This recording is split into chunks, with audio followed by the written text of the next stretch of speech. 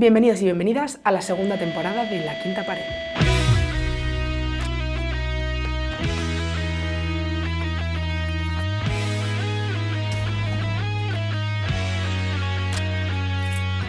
La Quinta Pared. Nos hace mucha ilusión estar de vuelta después de un parón, la verdad es que un poco larguete, pero bueno, como veis tenemos estudio nuevo, música nueva, cabecera nueva, en fin, hemos hecho el plan renove total.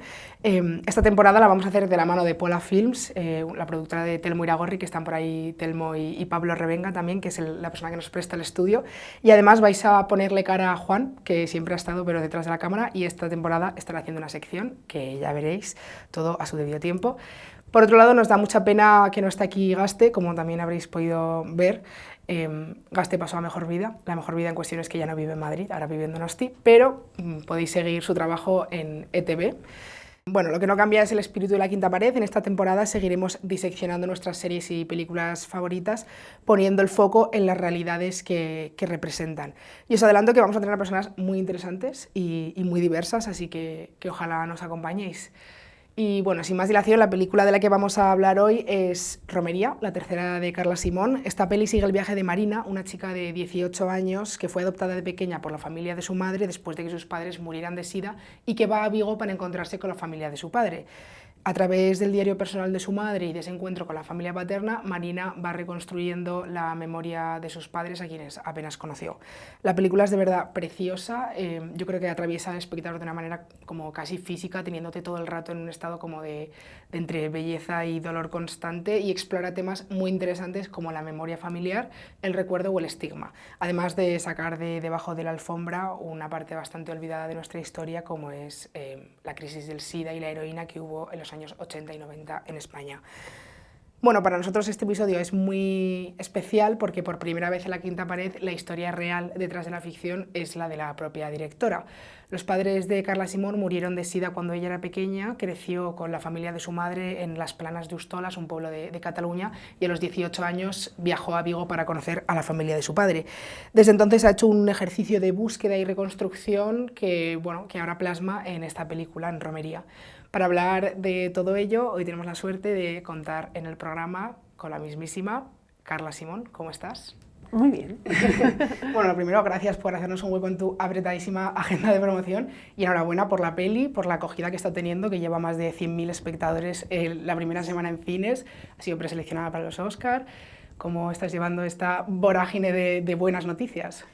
Pues estamos muy contentos porque, bueno, es un poco eso, ¿no? Que cuando una historia tan personal de repente te das cuenta que llega tanta gente, o sea, a mí me emociona mucho y también me sorprende, ¿eh? O sea, yo estoy un poco como, ¿qué está pasando, no? O sea, ¿qué está pasando? Y también como, bueno, muy feliz por las reacciones de la gente, ¿no? Que de repente, bueno, está pasando que mucha gente me dice que es su historia y que por una razón o por otra, si no es la suya, es la de su tío, si no, ¿no? Y te das cuenta de que realmente es un tema que tocó a mucha gente, ¿no? Sí, de hecho, o sea, estas historias personales luego hablaremos también de cómo afectan a la memoria histórica, estas cosas de memoria familiar, pero por meternos un poco en harina y empezar por el tema del que seguro que nadie te ha hablado todavía, que es la memoria familiar, Sí. La primera pregunta, así por romper un poco el hielo que te quería hacer, es cómo decides o por qué decides tú más bien que vas a meterte tan de lleno además en tu historia familiar y que además vas a utilizar tus películas para canalizar esos descubrimientos que has ido haciendo. Sí,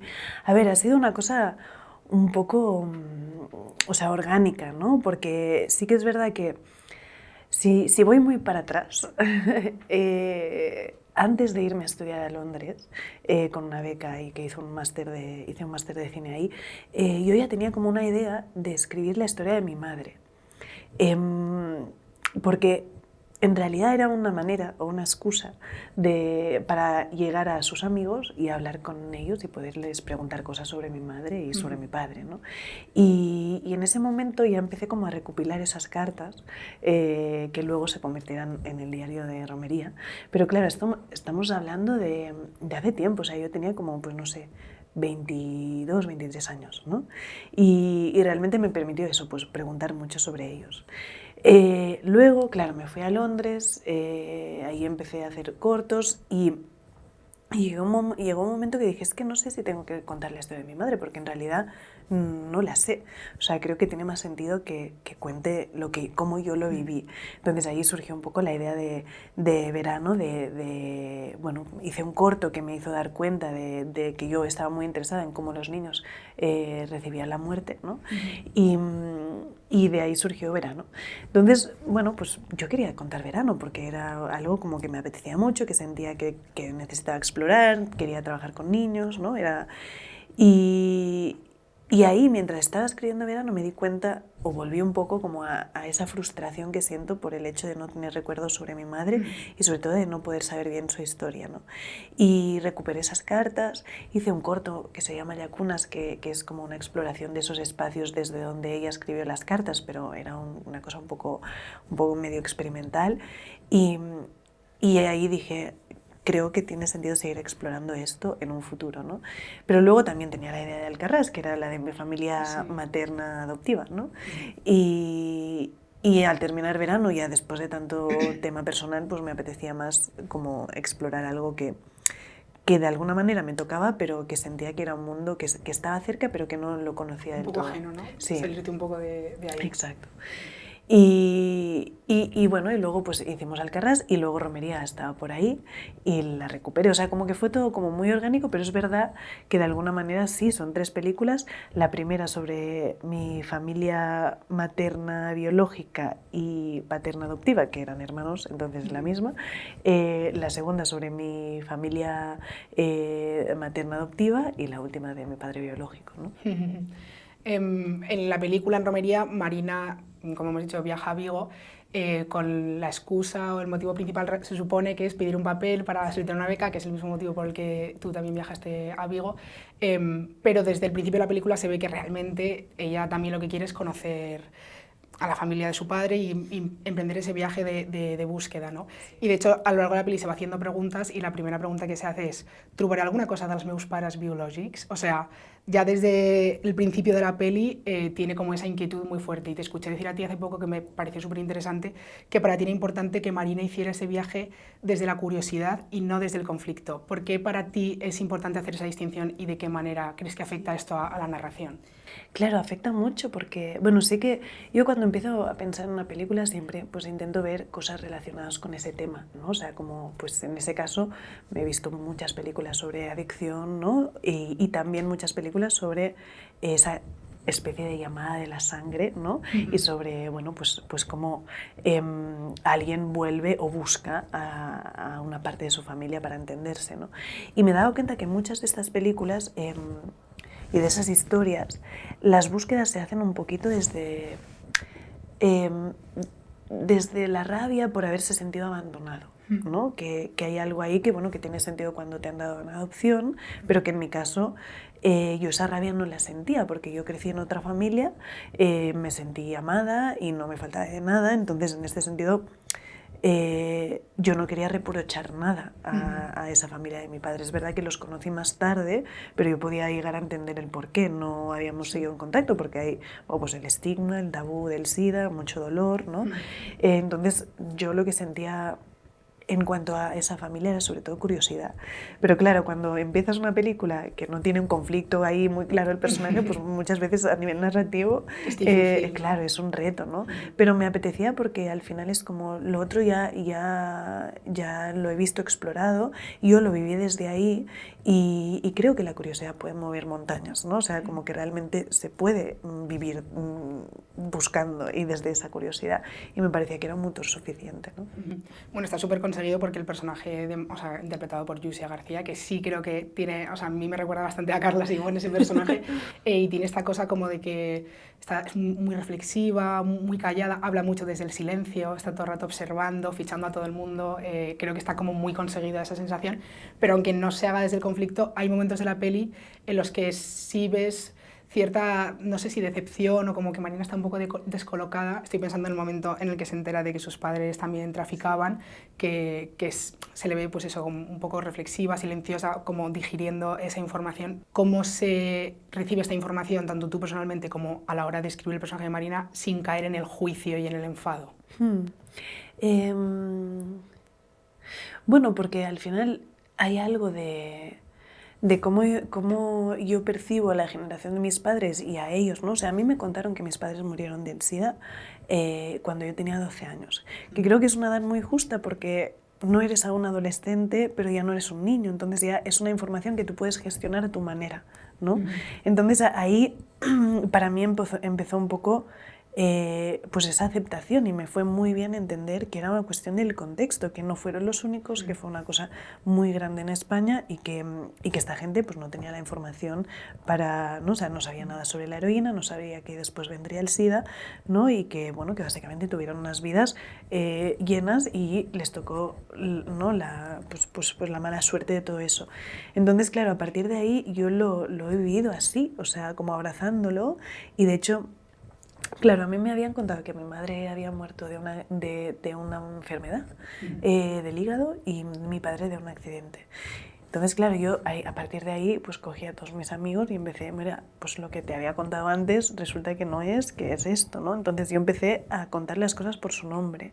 Y creo que la idea esta ¿no? de abrazar lo que fue sin juzgar, para mí era como muy, muy esencial, ¿no? Y de alguna manera se traslada a Marina porque es su manera de mirar. Y es verdad que ella está incómoda, porque también, a ver, entrar en una familia cuando sabes que es la tuya, pero en realidad no la conoces, es una cosa muy extraña, ¿no? Porque, bueno, pues poco a poco te das cuenta que hay unas dinámicas establecidas y tal, y que tú en realidad, pues puedes tener un sentido de pertenencia, pero aún no lo sientes, ¿no? Entonces esa incomodidad creo que bueno, que va con la historia de alguna manera, y el hecho de que ella va descubriendo cosas que a lo mejor pues le sorprenden, para mí siempre es como, bueno, le sorprenden, pero las acepta, ¿no? Sí, sí, ahí yo creo que también hay un momento muy clave que es cuando su tío le dice los abuelos creen que tus padres se engancharon porque quisieron y no es así, o sea, tú no te enganchas porque, o sea, es una enfermedad, o sea, esta cosa también social de aceptar que es una enfermedad y que le pasó a mucha gente, creo que también ha tenido un papel importante a la hora de verlo desde de una forma más comprensiva. Es que para mí, o sea, creo que lo que bueno, ha sido como un viaje más grande de entender en toda esa historia es el tema de la adicción. Porque yo de alguna manera, una vez me dijeron, tú naciste vacunada, y es verdad, o sea, a mí yo no he probado nada de drogas porque me da mucho miedo por toda la historia de mis padres, ¿no? Que eso cuando eres adolescente es difícil, porque ir por ahí diciendo que no cuando vives en un pueblo es un reto y es algo que tienes que ser muy persistente, ¿no?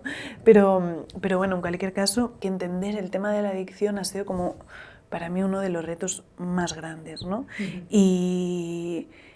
Y claro, como no lo he entendido de propia experiencia, pues sí que ha sido como muy útil en ese sentido ver muchas películas y hablar con otra gente que sí que, bueno, pues que lo hubiera vivido, ¿no?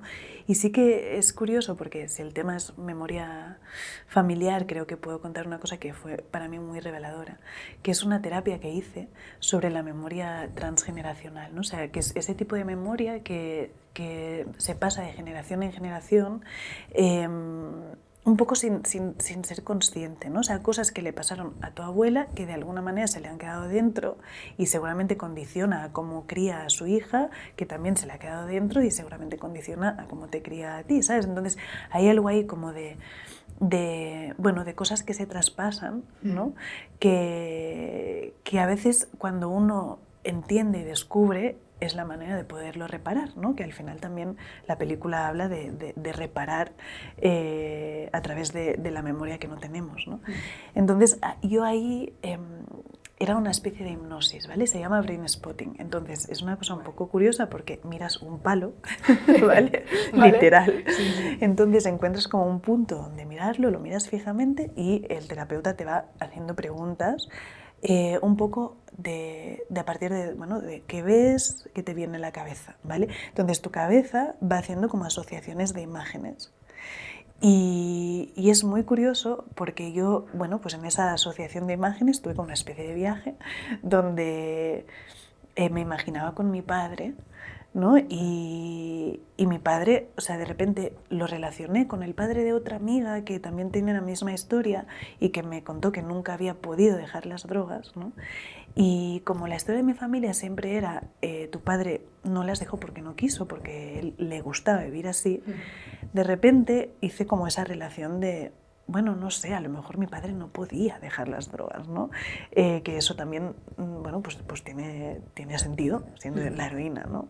Y entonces tuve ahí como una especie de conversación con mi padre donde él me pedía perdón y yo le contaba que no había nada que perdonar, que no pasaba nada, que yo lo entendía y que eso, bueno, pues entendía que no lo había podido dejar, ¿no? Entonces, bueno, como que de repente encajé piezas ahí para entender un poco que la adicción es una cosa muy compleja y que es... Claro, aquí hay una cosa en la película que es que mi padre murió cuando yo acababa de cumplir 3 años. Entonces era muy pequeña, o sea, no me acuerdo de él, y en la película pues es distinto, ¿no? Porque lo que propone es que, bueno, pues que ya que se murió 1 año, pero luego han pasado 5, o sea, todo esto es ficción para que funcione para la peli. Pero en cualquier caso sí que me parecía interesante como, bueno, pues poder entender que era una persona que no podía hacer de padre y seguramente esa es la razón por la que en su momento mis padres se separaron, ¿no? ¿Y a qué edad hiciste esta terapia, por curiosidad? Pues ahora mayor, porque la hice cuando pues ya había tenido a mi primer hijo y estaba escribiendo romería. O sea, en mitad del proceso de escritura de sí. la peli. Y de hecho, yo siempre creo que, bueno, que hay que mover cosas para entender y para que surjan más ideas, ¿no? Entonces, esta terapia fue muy interesante y hice otra que era sobre sueños. Wow, que también es súper interesante, porque yo creo en el poder como muy reparador de los sueños, ¿no? Entonces hablé con un terapeuta que se llama Jordi Borràs, que se dedica, bueno, básicamente a analizar sueños contigo, ¿no? Yo sueño muchísimo. Entonces yo le dije, mira, estoy escribiendo esto y me apetece soñar con mis padres, porque en realidad he soñado muy poquito con ellos, ¿no? De hecho, hay esa frase en la película que le dice el padre, no estábamos muertos, solo nos habían escondido, que eso es una cosa que yo había soñado de mi madre, que me contaba eso, que se había escondido, ¿no? Entonces, bueno, me parecía bonito que estuviera ahí. Y nada, entonces le conté al terapeuta que me apetecía soñar con mis padres y que no sabía cómo hacerlo, si tenía alguna sugerencia. Para inducirte el sueño. Exacto. Y claro, o sea, tú puedes, o sea, todo este tema de los sueños lúcidos y que puedes intentar como conducir un poco tu... Sí. Yo no he llegado ahí, o sea, me parece ya el máster de los sueños, pero es verdad que de repente, bueno, pues me aconsejó tener una foto de mi madre al lado de la cama, mirarla un poco antes de irme a dormir, dormirme pensando en todo eso. Y del sueño que más me acuerdo es que o sea, estaba yo en mi casa con mi bebé, ¿no? Y de repente había fuego a la casa de al lado. Entonces yo entraba con el bebé del plan, ¿no? Para ver si la vecina necesitaba ayuda, si podía hacer algo. Y la vecina me decía, no, nada, ha sido un momento, pero ya lo ha apagado, no te preocupes, tal. Y al salir, yo entré a una puerta, veía a un señor que estaba enfermo, como escondido, y me daba mucho apuro porque nos cruzábamos las miradas y claro, como lo acabo de descubrir, le decía, mira, este es mi hijo, ¿no? Y el señor pues me decía que vale y yo me iba, ¿no? Entonces, claro, le conté al terapeuta este sueño y me dijo, creo que le has presentado a tu hijo a tu padre. ¡Ostras! Porque claro, muchas veces soñamos con gente que no es necesariamente, o sea, que no conectamos enseguida que sea esa persona, vale, sí. pero y luego pensándolo más entendemos quién era, ¿no? Entonces fue un sueño como muy, muy bonito, ¿no? Y por eso creo que tanto los sueños como la imaginación de alguna manera nos puede servir para reparar las cosas, ¿no? Y en mi caso, pues a través de romería me ha servido como para poder crear esas imágenes que me faltaban de mis padres y resucitarles durante un rato, ¿no? Bueno, aquí hablábamos de la reconstrucción de esa memoria y de la imaginación, que también te escucho decir que en la promoción de Stew estuviste todo el rato diciendo no me puedo inventar algo que no he vivido, y ahora que te escucho hablar de todo este viaje que has hecho personalmente de terapia y de hipnosis y de esto, a la hora de reconstruir esta historia, has tenido como muy en cuenta todo lo fiel que estabas siendo, has tenido ahí como el fantasma de tus padres detrás, la presión por hacer algo de lo que ellos estuvieran orgullosos o que tuviera sentido para ellos. A ver, no, en cuanto a que la historia fuera fiable, no. O sea, Yo creo que la vida en sí muchas veces no funciona para una película, entonces hay que dramatizarla y me he inventado muchísimas cosas para esta película, creo que la que más.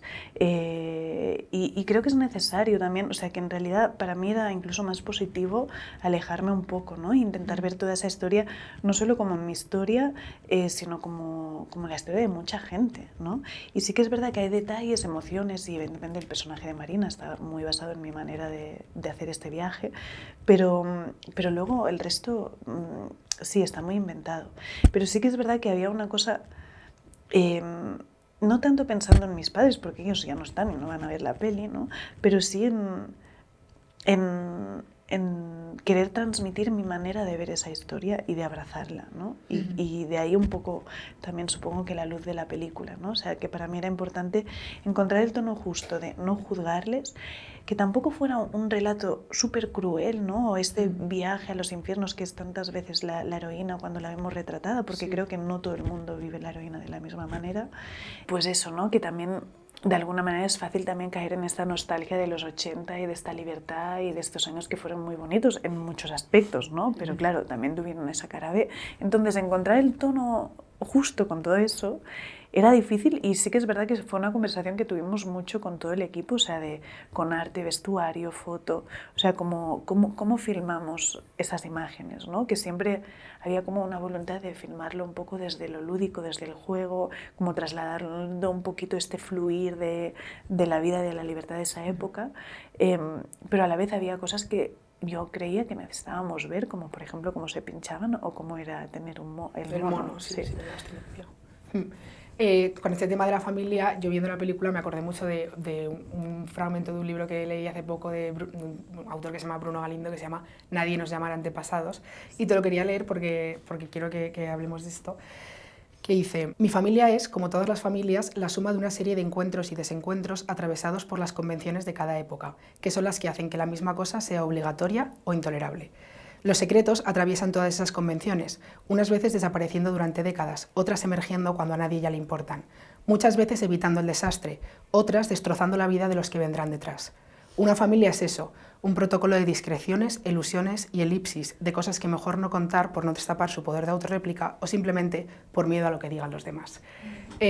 Hablabas ahora de que a ti te contaron lo de tus padres, la verdad completa de cómo murieron tus padres con 12 años, y yo te quería preguntar, ahora que eres madre y que los secretos están tan bien representados en Romería, ¿qué papel crees que juegan y hasta qué punto crees que es positivo ocultar alguna información? Sí, a ver, o sea, yo creo que depende, ¿no? O sea, hay información que como niño pues aún no puedes gestionar y es normal como contarla más tarde, ¿no? Y en el caso del tema del SIDA, claro, en los años 90, si yo voy por ahí diciendo mis padres murieron de SIDA en el cole, pues la historia no acaba muy bien, ¿no? No. O sea, ahora es distinto, pero bueno, tampoco tanto, pero en cualquier caso, en ese momento era... Bueno, no era una cosa que pudiera ir diciendo a un niño. Entonces, pues esperaron, ¿no? a que yo tuviera un poco más de conciencia. Y sobre todo me acuerdo que mi madre adoptiva me lo contó así, ¿no? Te tengo que contar una cosa porque yo no quiero que sientas que te hemos escondido algo o que tenemos secretos, ¿no? Y me lo contó. Entonces, y me contó que había esperado pues, el momento adecuado para decirlo, ¿no? Entonces yo lo entendí. Yo creo que con los niños hay que hablar bastante claro y contar las cosas como son y sí, sin... O sea, como, bueno, que entendiendo la historia de tu familia y las cosas buenas y las malas, te hace crecer más y pues entender más cosas, ¿no? Sí, también habla del miedo a lo que digan los demás, esta cita, que creo que está también muy bien representado con los personajes de los abuelos por parte de padre, los gallegos, que hay una escena que a mí me encantó porque, como decíamos, Marina es un personaje muy introspectivo, reflexivo, tranquilo y tal, pero la tía, cuando tiene que decir las cosas, las dice y pone los puntos sobre las íes. Y a mí me encanta la escena en la que los abuelos dicen: nuestro hijo murió de hepatitis B. Y Marina, sin dudar ni una ápice, dice: no, mi padre murió de SIDA. Y se queda tan ancha. Me parece un momento muy potente y te quería preguntar para ti personalmente cómo ha sido luchar con ese estigma familiar y ser la que abre la conversación. Claro, o sea, bueno, esta escena en concreto yo nunca la he vivido, pero sí que es verdad que he sentido esto, ¿no? Pues cierta cierta vergüenza, ¿no? O sea, de mis abuelos por parte de las dos familias, hacia sus hijos. Y claro, incluso en el caso de mi familia materna, lo que pasaba es que como eran 7 hermanos y muy bien avenidos y bueno, como que había ahí mucha conexión entre ellos, decidieron pues no contarles a mis abuelos qué es lo que le pasaba a mi madre. Entonces, teóricamente, mis abuelos no sabían que mi madre había muerto de SIDA. Entonces, cuando me lo contó mi madre, yo con 12 años, me contó que los abuelos no lo sabían. Y claro, para mí era una cosa muy rara. Y luego, claro, hice verano, mi abuelo ya había muerto cuando estrené verano, pero mi abuela no. Entonces, verano 1993 nos dio la oportunidad a mí y a mi abuela de hablar de eso y que yo me di cuenta que evidentemente que lo sabía. Lo que pasa es que... No había mirado a otro lado, no había querido... Sí, había aceptado que era otra enfermedad y no se había hablado nunca más, ¿no? Y bueno, y en el caso de mi familia paterna, que sí que siempre todos lo supieron de manera, ¿no?, muy, o sea, abierta, pero bueno, pues sin duda había algo ahí con toda esa memoria también difícil de gestionar, ¿no? Entonces, no sé, o sea, son situaciones complejas que también hablan de una época, ¿no? O sea, y de una generación, yo siempre lo pienso, ¿no? O sea, como en mi familia, en la materna, ¿no? Pues de una pareja de mis abuelos, ¿no?, con valores pues un poco más conservadores, de repente les salieron 7 hijos ateos y de izquierdas, ¿no? Entonces, ¿qué pasaba ahí, no? Yo creo que todo eso es fruto de una época, de que fue una generación que chocó y que puso patas arriba todos los valores de la generación anterior y que ahí también, bueno, pues se generaron muchos conflictos entre ellos que también han llevado a esos silencios, ¿no? Y que nosotros, en realidad, ¿no?, al menos yo siento que con mis padres yo no he tenido que romper con cosas, que al final tengo unos valores heredados que son bastante parecidos a los suyos, ¿no? Entonces, bueno, yo creo que hay generaciones donde hay puntos que son puntos y aparte de ruptura, más, ¿no? sí, más grandes que otras, ¿no? ¿Y crees que tanto Stew como esta película ahora de alguna forma ha sido sanadora para tu familia? ¿O lo has hablado con ellos en ese sentido? Sí, yo creo que sí. O sea, no para todos, depende de cada uno cómo lo enfoque, ¿no? Pero sí, o sea, de hecho, uno de mis tíos, hermano de mi padre, que había leído el guión y que me ha acompañado mucho durante todo el proceso, sale en la película y es el notario, que claro, era muy simbólico y muy también reparador, ¿no? En ese sentido, como de repente poder estar ahí firmando ese papel en la ficción, ¿no? Que nunca ocurrió esto, pero... que declara la defunción. Exacto, de su hermano por SIDA. Sí, exacto. Entonces, sí, o sea, yo creo que sí que son, que sobre todo lo siento con romería, que la cosa está reparadora, por el hecho también de poner un tema un poco incómodo encima de la mesa para muchas familias, ¿no? Y poder recuperar esa memoria, y en mi caso, que surge un poco de la frustración de no poder saber cómo fue la historia de mis padres, pues darme la libertad de inventarla, ¿no? Hablabas de la terapia esta que hiciste y de ese sueño que está plasmado en Romería cuando la escena en la que Marina se encuentra con sus padres, que esa frase me parece súper potente, la de no estábamos muertos, solo nos habían escondido. Y te quería preguntar, porque también otra de las preguntas que se hace Marina en la película es quina persona seria si m'hagués criat amb la familia del meu pare, y eso me parece muy interesante, el tema de entenderse a uno mismo a través de los demás y del papel que juega la identidad familiar en la identidad propia, que lo hablábamos antes. Ahora que ya has hecho la película, que la has visto, que estás hasta las narices de hacer promoción y hablar de este tema, ¿cuánto de este viaje crees que era para conocer a tus padres y tu historia, y cuánto en realidad crees que ha sido para entenderte a ti misma? Claro, a ver, yo creo que hay mucho, o sea, diría que es más sobre intentar conocer y entender la historia de mis padres que para conocerme a mí misma, ¿no? Es verdad que con ese tipo de preguntas, ¿no? ¿Cómo sería yo si hubiera crecido en otro lado? Es que no hay respuesta, o sea, es como, sería distinto, o sea, y esta pregunta me la he hecho muchas veces, no solo así, sino también cómo sería yo si no hubieran muerto mis padres, o si no hubiera muerto mi madre, o si me hubiera criado con otro de sus hermanos, ¿no? O sea, como claro, esa cosa como de la genética y la educación, ¿no? De qué viene primero primero, yo confiaba mucho en la educación, puramente en la educación, pensando eso es lo que te hace, ¿no? Y es verdad que desde que tengo hijos he cambiado de opinión, porque creo que la genética es muy fuerte. O sea, es muy fuerte y te condiciona. O sea, yo veo, o sea, y ahora que he tenido 2, veo que son muy distintos y que hay algo que es que lo notas desde que los tienes en la barriga, que ya tienen algo de su personalidad, ¿no? Sí. Y eso me ha parecido como, bueno, un descubrimiento, ¿no? Y de hecho me ha hecho sentir, pues seguramente, de alguna manera más cerca a mis padres de decir, no, es que realmente hay cosas de mi carácter que yo llevo de ellos, ¿no? El que no lo tengo muy claro. No sé, mucha gente me dice que mi padre era muy calmado, ¿no? No sé, pero en cualquier caso sí que he cambiado un poco esa opinión de que va primero si la genética o la educación. O sea, en cualquier caso no es como solo la educación como lo pensaba hace un tiempo. De hecho, otra de las preguntas, ahora que cuentas esto, otra de las preguntas en la peli que se hace Marina es, en un momento que está un poco descolocada con la familia gallega, como decías, porque o sea, los acaba de conocer en realidad, que dice, llevar la misma sangre te hace de la misma familia, que va un poco en la línea de lo que comentas. Sí. Entonces, ¿tú crees que se puede establecer un vínculo emocional con alguien a quien no conoces solo porque es tu familia? Sí, o sea, yo creo que sí, que cuando sabes que alguien es tu familia, sientes cosas, o sea, eso sin duda. La cuestión es que cuando las relaciones no han estado trabajadas, porque claro, lo que tienen las relaciones familiares es que son tan complejas porque están ahí desde que nacemos y se van, bueno, pues, o sea, tienen mucha historia, ¿no? Y con sus traumas y su amor y todo junto, pero están ahí desde el principio, ¿no? Entonces, claro, hay cosas que cuando tú recuperas una familia y no has creado aún esas relaciones, que evidentemente o sea, hay algo extraño, ¿no? Que es como sí sientes que perteneces ahí, pero a la vez... es una relación no trabajada, ¿no? Claro, sí, es muy raro, ¿no?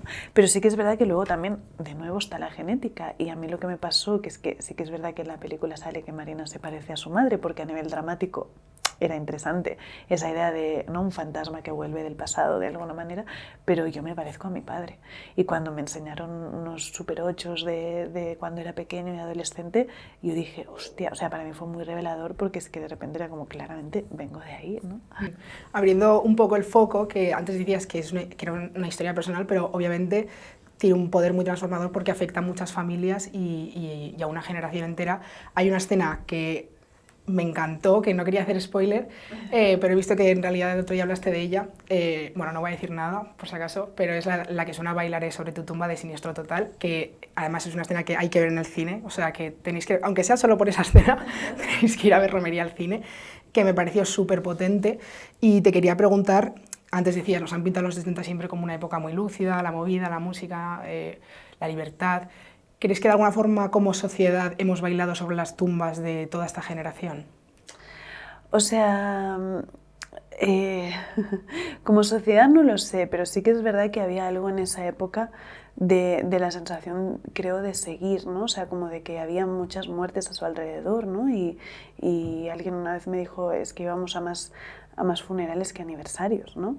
Entonces yo creo que es una cosa que les tocaba, que lo veían, pero que seguían, ¿no?, en todas esas movidas. Algunos sí que pararon, ¿no?, a tiempo, lo que sea, pero como que estaban ahí metidos, ¿no? Y yo creo que entendían la vida de otra manera, ¿no? Entonces, no sé si como sociedad yo creo que justamente a lo mejor deberíamos bailar un poco más sobre sus tumbas y poder recuperar un poco todo, ¿no?, toda esa generación y recuperar su memoria, que no deja de ser memoria histórica de nuestro país, pero en ese momento en concreto sin duda, ¿no? O sea, y con esta...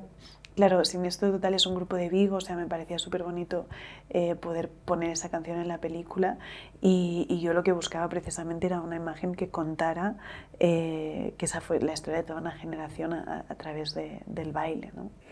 Ahora que dices lo de la memoria histórica, claro, es que yo creo que lo que haces, el ejercicio que haces con Romería tú, o que hace también Xulia Alonso en Futuro Imperfecto, que tenemos aquí el libro y que también recomendamos mucho, de contar historias personales, esto ya en verdad es una opinión, pero yo creo que estas historias tienen un poder transformador que tal vez no tiene la memoria histórica como algo a legislar. O sea, quiero decir que está muy bien hacer museos sobre la crisis del SIDA en Bilbao, pero que ver Romería realmente tiene un impacto en la gente, para mí, mucho mayor. Entonces, haciendo la película, tú tuviste esta voluntad de servicio público, por decirlo de alguna forma. A ver, siempre me parece como un poco ambicioso cuando intentas eso, ¿no? O sea, como servir, Sí. ¿no? De alguna manera. Pero sí que es verdad que yo creo que lo personal es político siempre, ¿no? Porque tiene un contexto, es un poco como lo que leías antes, ¿no? Que tiene un contexto muy concreto y está absolutamente condicionada la historia de esa familia en concreto por el contexto. Entonces es casi indisociable, ¿no? De esa idea de, bueno, pues esto se puede, o sea, hay mucha otra gente y se pueden identificar con la historia de esa familia, ¿no? Y de hecho yo cuando retomé Romería, que le había empezado a escribir mientras paramos Alcaraz por el COVID, ya había tenido a mi primer hijo y tuve un momento de decir, yo quiero volver a ese pasado de mi familia porque estoy bien con todo eso. O sea, como yo personalmente no necesito hacer esta película para mí, ¿no? O sea, en el sentido de sí me ha servido para reparar y para poder como liberarme de esa frustración, de la memoria, tal cual, pero bueno, que igualmente estaría bien, ¿sabes? Pero sí que es verdad que de repente fue como... Pero es que en realidad no es solo la historia de mi familia, es la historia de mucha gente.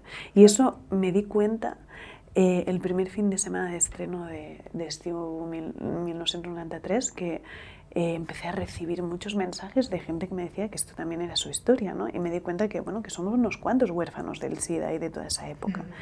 Y por lo tanto esto afectó a muchas familias, ¿no? Y ahora me estoy dando cuenta, pues eso, ¿no? Que yo tengo un tío, tengo al amigo de mi madre, tal, o sea, como que... De la dimensión social que claro. tiene. Entonces sí que es verdad que fue un poco el motor de, oye, esta historia que he empezado a escribir tiene sentido, o sea, tiene sentido volver a hablar de eso, ¿no? De alguna manera. Bueno, a pesar de que existen historias como Romería, como Futuro Imperfecto o tantas otras sobre el tema, el SIDA sigue siendo una cosa súper estigmatizada, de la que tampoco decías otro día, se ha avanzado mucho científicamente, pero socialmente sigue habiendo un montón de cosas que no se saben, que no se entienden. Y hay una escena de la peli que también me gustó mucho, que es cuando las primas pequeñas le dicen a Marina, oye, ¿estás enferma? Es que nuestra madre nos ha dicho que no te podemos tocar la sangre. Y yo te quería preguntar, ¿cómo te ha afectado a ti este estigma que hay en torno al SIDA? Pues la verdad es que no me ha afectado, porque, o sea, esto yo lo puse porque dramáticamente funciona, igual que en verano hay una escena que la niña se cae y la otra, y la madre monta un pollo, esto tampoco me pasó, porque yo, pues de pequeña nadie en mi pueblo sabía esto, ¿no? Entonces, no, yo creo que también...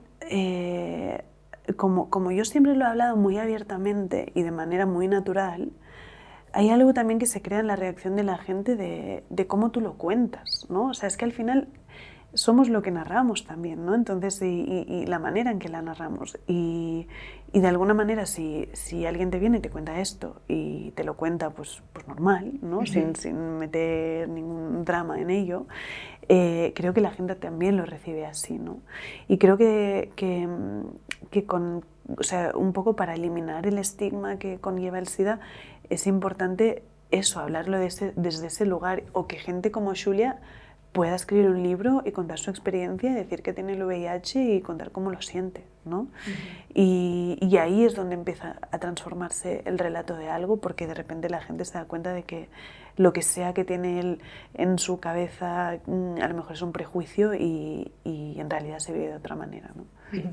Bueno, para terminar un poco, hay una cosa que quería hablar contigo que no sabía muy bien cómo plantearla porque me parece como súper paternalista en realidad, pero a mí me pasó que viendo la película todo el rato tenía como un nudo en el estómago porque sentía muchísima pena por el personaje de Marina. Sí. Y entonces te quería preguntar por este tema, por el tema de la pena. ¿Cómo convives con esta mirada social que tenemos muchas veces hacia la orfandad y hacia la enfermedad en general, no solo con el SIDA? ¿Y crees que sirve de algo la pena? A ver, no, o sea, me sorprende un poco que me digas esto. Es verdad que no me lo han dicho mucho, eso de la pena. Y me parece interesante porque entiendo que es una posibilidad, ¿no? Que te pase. O sea, creo que no todo el mundo lo siente así, pero creo que es una posibilidad que te pase de que sientas esto por el personaje, ¿no? Pero también la verdad es que, claro, mi idea siempre es que, o sea, yo pena no quiero dar, ni yo ni la gente que hemos vivido eso, ¿no? Yo creo que es importante, de alguna manera, como entender también la luz de esas historias que también te hacen crecer y te definen, ¿no? Al final. Entonces, no sé muy bien qué decirte, o sea, creo que es verdad que hay algo de pena, sobre todo sobre la orfandad, y yo lo he vivido cuando lo he contado. De repente, ¿no? Que mucha gente se me queda como, ay, lo siento mucho, tal, sí. Y yo lo cuento como, bueno, a ver, o sea, lo tengo ya trabajado, digerido. Sí, que también por tu parte, por eso te decía lo de que no sé cómo planteártelo, porque me parece súper paternalista, pero que cuando recibes como una reacción así socialmente es un poco como, a ver, que yo no pretendo darte pena, o sea... Claro, sí, o sea, aparte yo me acuerdo, o sea, con mi madre adoptiva o sea, no me das pena y no tienes que querer dar pena a nadie. O sea, tú eres una niña normal como todas, punto, ¿no? O sea, esto cuando estaba creciendo, ¿no? Entonces, yo es una cosa con la que he convivido, o sea, de hecho, de niña lo usaba porque sabía que podía dar pena, pero ya llega un momento en mi vida que para nada quiero eso, ¿no? Entonces, sí, no sé, yo creo que al final es otra vez, ¿no? Volviendo un poco a lo mismo, que es un poco depende de cómo lo transmites, ¿no? O sea, que cuando alguien te dice, ay, lo siento, tal cual, y es, oye... No lo sientas tanto. O sea, sí, no pasa nada, o sea, te lo estoy contando porque necesito contártelo por alguna razón, pero en realidad, bueno, pues es lo que hay. Pero es que tiene que la pena tiene esta cosa, o sea, que nos ha pasado a todos alguna vez, que tiene esta cosa de que tampoco, no la controlas tanto, o sea, sí que es verdad que dependiendo de cómo cuentas las cosas y tal, puede afectar más o menos, sí. Pero hay... por el estigma social hay algunas cosas que da igual cómo las cuentes, que enseguida vas a tener como esa reacción de sí. Ay, pobre, ¿sabes? Sí. Entonces, no sé, me parecía un tema como interesante. Sí, no lo es. Así que nada, en realidad, el otro día te escuché que te preguntaban por proyectos futuros y dijiste, voy a dejar en paz a mi familia, pues te voy a dejar en paz a ti vale. Y a tu familia también. Gracias. Agradecerte mucho que hayas venido. Y desearte mucho ánimo con lo que te queda de promoción, que me parece que no es poco. No, ahí vamos, pero bueno, yo creo que lo gordo ya ha pasado, o sea que nada, que estamos muy contentos. Muchas gracias. Y a la gente que está detrás, por favor, id a ver Romería, que merece muchísimo la pena verla, y además, bueno, no sé hasta cuándo estará no se sabe, ¿no? Hasta cuándo va a estar en cines, pero... Ojalá que dure. Ojalá que dure, pero bueno, por si acaso, mejor ir antes que tarde, y muchas gracias también por estar ahí.